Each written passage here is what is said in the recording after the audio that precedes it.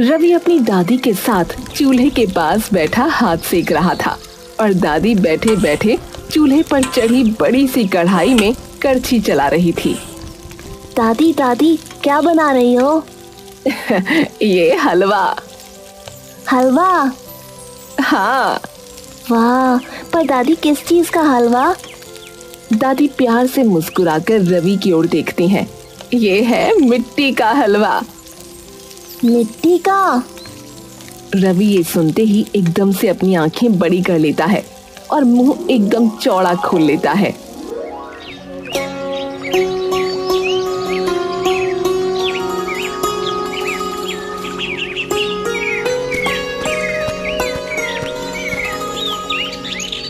लो दादी, आ गए वापस। रवि मुस्कुराता हुआ गांव में आता है और पूरे रास्ते मुस्कुराता हुआ अपने बचपन की यादें दोहराता हुआ बस चलता जाता है। तभी रवि की नजर सामने खेलते हुए बच्चों पर जा पड़ती है। रवि उन बच्चों की ओर ऐसे देखता है जैसे मानो जिन बातों को वो भुला देना चाहता था वो बातें एक बार फिर से मुड़कर उसके सामने आ गई हों।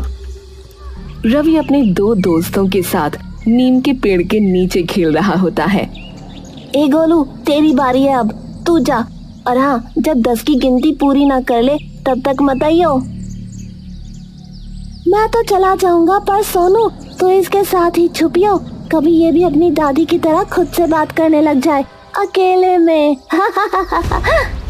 क्या बोला मेरी दादी के बारे में? कॉलर छोड़ मेरा।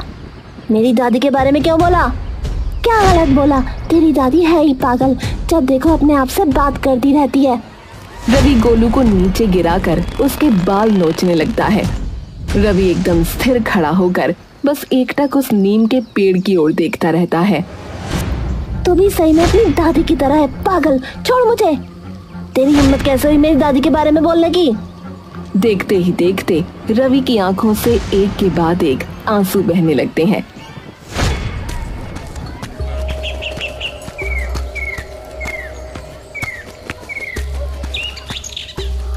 दरवाजा खुलता है और सीधी सूरज की रोशनी उस टूटी फूटी झोपड़ी पर पड़ती है। रवि अंदर आता है।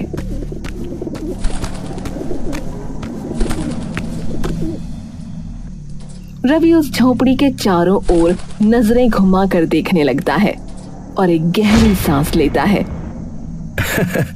धूल से भरी हुई है झोपड़ी, लेकिन खुशबू अभी भी यहाँ मिट्टी के हलवे की ही है। और उस चूल्हे की ओर देखता है। रवि उस चूल्हे को देखकर मुस्कुराने लगता है कि तभी एक आवाज आती है। हाँ भाई, आ ही गया। रवि चौंक कर पलटता है। कौन है बे तू? अरे तमीज से बात कर, वरना मैं लठ बहुत मारूं। हाँ। ये सुनते ही रवि की आंखें एकदम बड़ी हो जाती हैं, मानो उसने अपनी आंखों के आगे कोई चमत्कार होता हुआ देख लिया हो।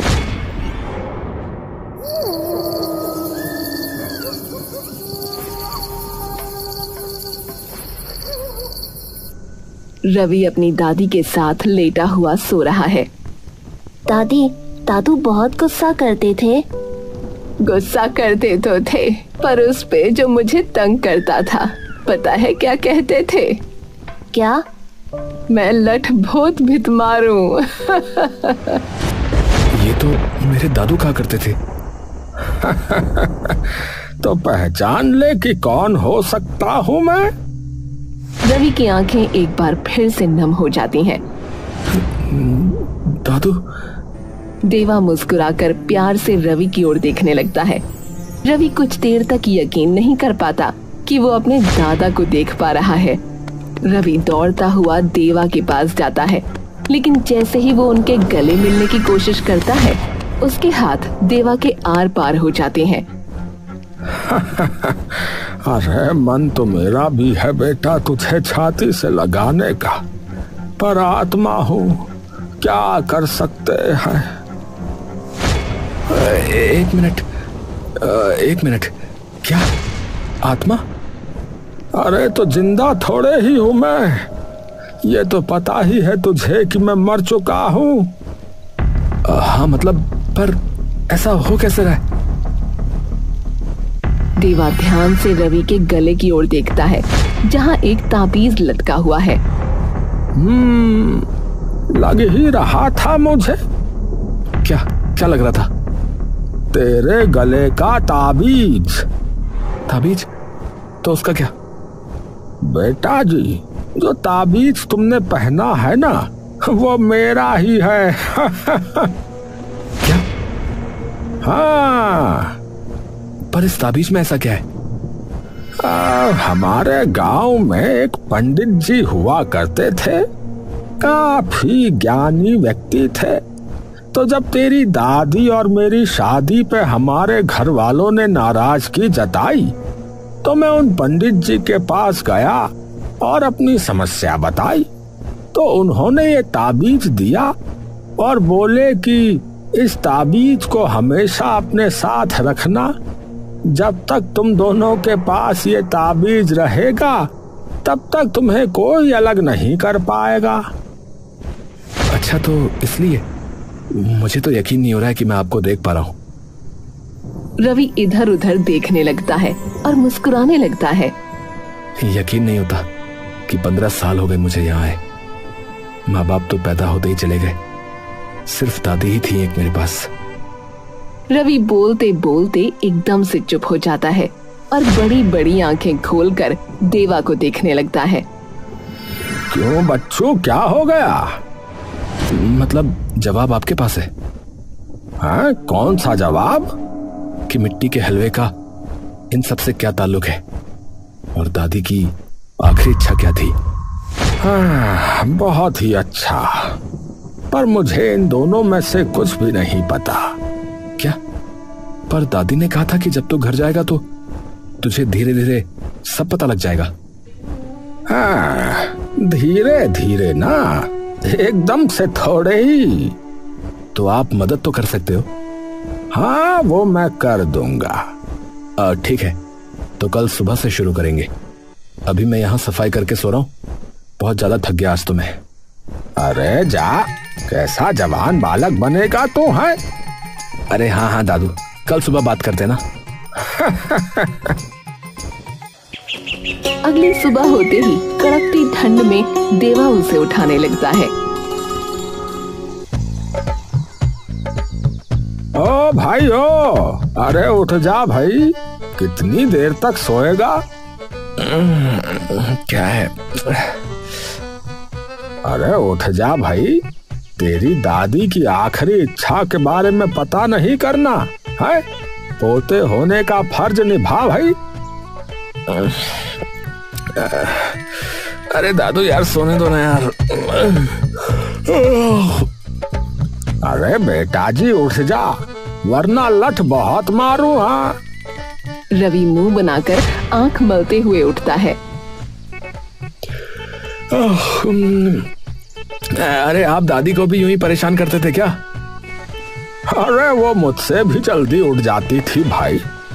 एक तो ये गांव, ऊपर से यहाँ इतनी ज्यादा सर्दी कैसे होती है? अरे बेटा जी, ये तो खास बात है इस गांव की। चला उठ जा, थोड़ा घूम फिर ले। हाँ, क्या पता बाहर निकल के दादी की आखिरी इच्छा और उस मिट्टी के हलवे के बारे में कुछ पता लगी जाए। रवि उठकर तैयार हो जाता है। बेटा एक काम कर, एक रजाई और ओढ़ ले। अरे दादू, आप तो आत्मा हो, आपको थोड़ी ना ठंड लगेगी। लगेगी तो मुझे। हाँ हाँ, ठीक है ठीक है। रवि जैसे ही दरवाजा खोलता है, उसे दिखता है सामने सिर्फ धुंध ही धुंध है। गांव का एक हिस्सा भी रवि को नहीं दिख पा रहा। अरे ये क्या है, इतनी धुंध। चल तो पड़ेंगे, पर ये भी तो बताओ कि हम जा कहाँ रहे हैं। उससे पहले ये बता कि तेरी दादी ने बोला क्या था? पता नहीं, बस ये बोला कि मिट्टी का हलवा जरूर बनाना और मुझे किसी समंदर नदी वगैरह में मत बहाना। तो बनाओ बेटा जी मिट्टी का हलवा। अरे मुझे नहीं पता कैसे बनता है, आप बताओ ना। आपको तो सबसे ज्यादा बना के खिलाया उन्होंने। अरे मुझे तो बस यही बोला करती थी कि सोचो सोचो, जो चीज इस हलवे को खास बनाती है वो आप ही की है। तो मतलब जवाब आपके पास है? अरे मुझे खुद नहीं पता। तेरी दादी ने कभी सीधा जवाब दिया है मुझे? हमेशा यही कहती थी कि दिमाग लगाओ, और अब भी यही कर दिया उसने। बोलो। आप एक काम करो, आपकी पसंदीदा चीज बताओ इस गांव में क्या क्या थी, बोलो, शायद जवाब वहीं मिले। रवि और देवा एक साथ मिट्टी भरे रास्ते पर चल रहे हैं। ठंड इतनी है कि सांस भी धुएं की तरह दिख रही है। गांव की सर्दी की बात ही कुछ और है बेटा। अभी आगे एक नीम का पेड़ आएगा।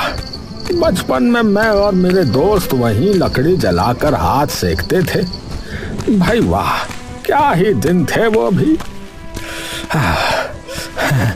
तो जवाब यहाँ हो सकता है क्या, इस पेड़ के पास? देख लेना, आने ही वाला है। कितनी धुंध पड़ी हुई है, कहीं भिड़ ना जाऊं सीधा पेड़ से। रवि बस इतना कहता ही है कि वो सचमुच नीम के पेड़ से टकरा जाता है। अरे यार, मेरी नाक। देवा हंसने लगता है। अरे दादू, इतनी जोर की लगी है और आप हंस रहे हो यार। अरे हाँ, पता नहीं क्या लग गई तुझे तो।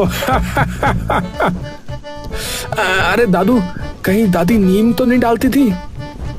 अरे मीठा होता था। नीम कब से मीठा होने लगा? दादू, आपको जिन पंडित ने ये ताबीज दिया था वो कहाँ मिलेंगे बताओ? अब वो तो अब पता नहीं बेटा, जिंदा होंगे भी या नहीं। बाकी गांव के मंदिर में रहते थे वो तो। तो चलो फिर वहीं चल के देखते हैं। हाँ, चलो चलो।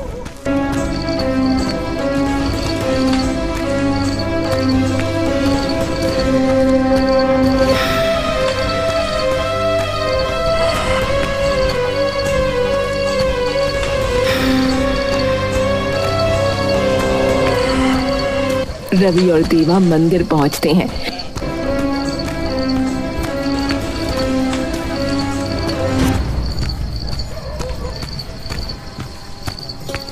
जहां एक पंडित बैठा हुआ होता है। पंडित जी प्रणाम। प्रणाम बेटा। पंडित जी, इस मंदिर में एक पंडित हुआ करते थे कभी? रवि बगल में खड़े अपने दादू की ओर देखता है। अरे नाम क्या था दादू? पंडित उसको खाली जगह से बात करता देख हैरान हो जाता है। हाँ, मुरारी लाल। अच्छा। रवि अपनी गर्दन फिर से पंडित की ओर करता है। मुरारी लाल नाम था उनका पंडित जी। अरे उनका तो कई सालों पहले देहांत हो गया था बेटा। अच्छा, चलो ठीक है, धन्यवाद पंडित जी। ठीक है। खुद से ही बातें कर रहा है। गोलू की नजर तभी रवि पर पड़ती है, जो वहाँ खड़ा खुद से बात कर रहा होता है। अरे रवि। रवि पलटकर गोलू की ओर देखता है। अरे गोलू, अरे भाई, तुझे भी लग गई अपनी दादी की बीमारी है? अरे अकेले खड़ा खड़ा अब तू भी बातें करने लग गया। लगता है भैया की खानदानी बीमारी है, पागलपन की। अरे दादी आधी पागल और पोता पूरा का पूरा। अरे तेरे मारो लट है। अरे रवि, इसको। रवि तभी गोलू की तरफ कूदकर उसके मुंह पर जोर से एक मुक्का मारकर उसे नीचे गिरा देता है। अबे वो धरती पे बोझ, इंसानियत पे पड़े हुए 200 किलो के पत्थर हैं? तू मुझे पागल कह रहा है? लगता है तूने कभी खुद को नहीं देखा। और अब की बार मेरी दादी के बारे में कुछ बोला ना तो लट बहुत मारू मैं। शाबाश मेरे शेर। रवि अपने दादा की तरफ देखकर मुस्कुराने लगता है, देवा के साथ हंसते हुए, और आसपास खड़े सभी लोगों के मुंह बंद करके वहां से चला जाता है।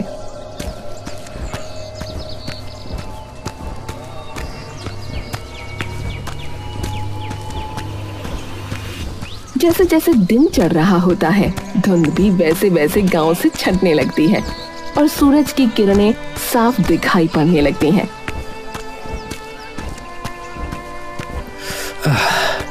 अब थोड़ी धूप दिखाई। कोई और जगह है क्या? हाँ, अब तो एक ही जगह है। कौन सी? तेरी दादी और मेरा खेत। रवि आंखें बड़ी कर मुस्कुराने लगता है। रवि और देवा एक पुराने रास्ते से गुजरते हुए खेतों तक पहुंचते हैं। हवा में ठंडी सी महक है, मिट्टी गीली है और कहीं दूर से हल्की शकरकंद के पत्तों की खुशबू आ रही है।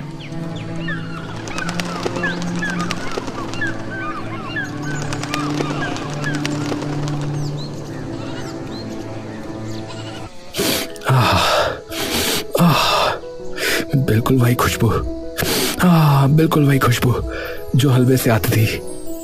अच्छा जी। देवा आसमान की ओर देखता है। तो ये डाला जाता था हलवे में, है शकरकंदी। हाँ, पर वो उसे मिट्टी का हलवा क्यों कहती थी फिर? देवा हंसने लगता है। क्या हुआ दादू? यही जमीन मेरी सांस जो बन जाती थी बेटा। दिन भर यही हल चलाता था और दोपहर को हम दोनों यही रोटी खाते थे। वो मुझे अपने हाथों से हलवा खिलाती और मैं उसे अपने हाथों से रोटी। ये जगह सुकून थी हम दोनों का, इसीलिए कहती थी मिट्टी का हलवा। दादी एकदम बूढ़ी सी अपने बिस्तर पर लेटी हुई हैं और रवि उनका हाथ पकड़कर रो रहा है। बेटा सुन मेरी आखिरी इच्छा, मुझे किसी नदी या तालाब में मत बहाना, मुझे वहां बिखेरना जहां मुझे सुकून मिले। रवि की आंखों से आंसू गिरने लगते हैं। यही है वो जगह जहां मुझे उनकी अस्थियां बहानी है। उनकी आखिरी इच्छा आप हो दादू। वो चाहती थी कि वो मरने के बाद भी आपके साथ रहे। देवा मुस्कुराकर नीचे देखने लगता है और उसकी पलकों से भी कुछ आंसू यादों के मोती बनकर बह जाते हैं। तुमने देख क्या लिया ऐसा मुझ जैसे बेवकूफ में? इतना प्यार कर लिया कि मरने पर भी मेरा ही ख्याल।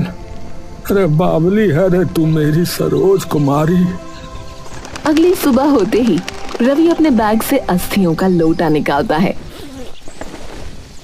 और सारी अस्थियां उस खेत की मिट्टी पर बिखेर देता है। दादू अब आपकी मुक्त होने की बारी। उस पंडित ने कहा था ना कि ये ताबीज हमेशा हम दोनों को साथ रखेगा। रवि वो ताबीज उतारता है और उस खेत की मिट्टी में दबा देता है। देखते ही देखते देवा की आत्मा एक सुनहरी रोशनी में बदलकर साफ आसमान में विलीन हो जाती है, मानो सरोज और देवा का घर अब उसी खुले आसमान में हो।